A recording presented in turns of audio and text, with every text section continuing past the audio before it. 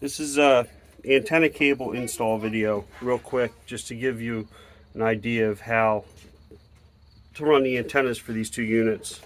So you're going to run this antenna for the receiver, this antenna, and then this antenna frequency control cable. So you just hook them up. I ran them between the units because it's easy.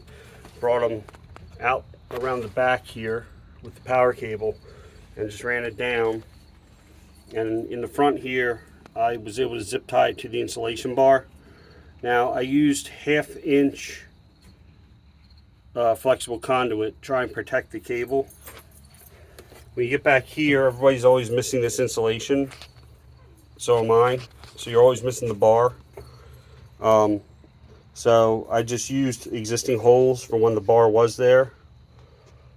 And these are 5/8 clamps. This is butyl insulation that you use in like hot rods and stuff. It actually does help, especially when you clean this and add this back up on top of it. So it's all run to here. My vehicle already had a radio previously, so there's also supposed to be a clamp here, so it holds all this away from the seat. This grommet here is made for 2. It was 7/16 nut and bolt to hold that grommet on. You have to remove it, put the cables in the grommet, then reassemble it. This is just grommets that were already here. It was all done up with adhesive, so I got to reseal it. When you get to the outside, this is what it looks like. Now, you have to get them up over this fill pipe, so you need to undo that bolt. That should be 7/16. Once you get them up over the bolt, you can get them over the vent line, because they need to be run up like that. And there's a clamp, see the yellow clamp? That's actually where it's supposed to be. So then they just run back to this first cross member. There should be a clamp or a hole from a clamp. And then they run to there in front of the suspension. There should be a clamp or a hole for a clamp. Once you get to here, I use the existing clamp for the taillight harness.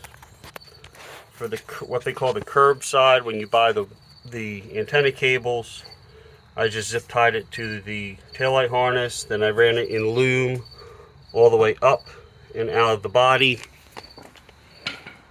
into this bracket, and then plug them in.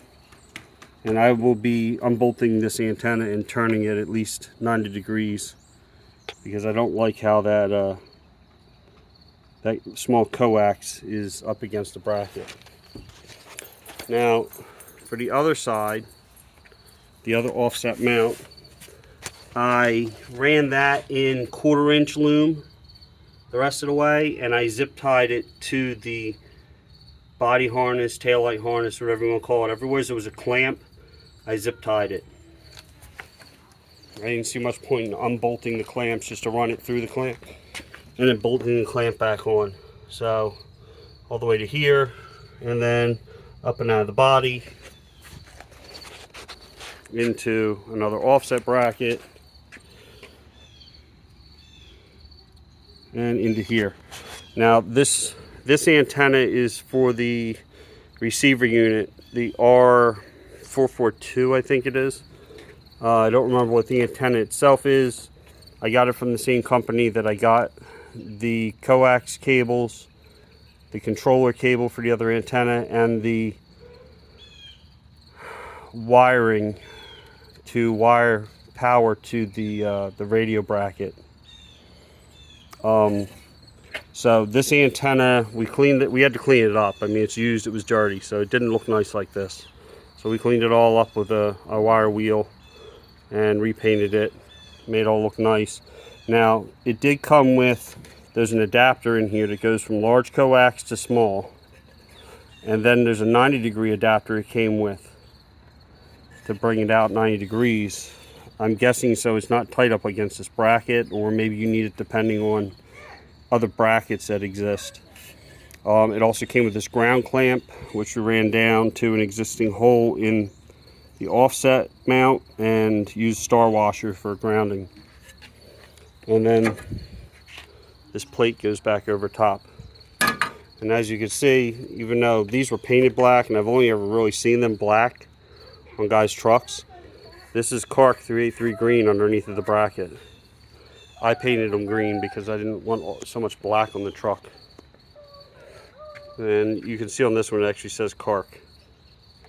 Now, a couple things I suggest getting to do this job is there's some of these tools you can get. These are actually tools for installing this split wire loom, because this stuff can be a pain in the butt. You stick the wire loom on here and you stick the cable in there, and it takes a little practice, but you just pull it and it just puts the loom right on. Now these I was able to just find online on Thingiverse and print them for free on a 3D printer. And there's all different styles. You can also buy them on Amazon. I've seen them on there. All the little bolts for those clamps that hold the cables on, they should be 5/16. Something else I recommend buying is one of these. There's the part number. This is a zip tie gun. I've seen them for years. I never knew what it was, and until I saw it on like Roadkill or something like that, and they showed it. So I bought the same brand that they used just because there's so many out there. And I know this brand, I know. They used to sell in Pep Boys and stuff. This thing works phenomenal. Works with any zip ties, and when you tighten your zip tie, you stick this on there, it pulls it tight. You can adjust the tension on it, but it pulls it tight, and when it gets to where the tension is set, it actually snaps off the zip tie flush, so you don't have that sharp zip tie sticking out to cut yourself on later. So hopefully you guys find this useful. That's it.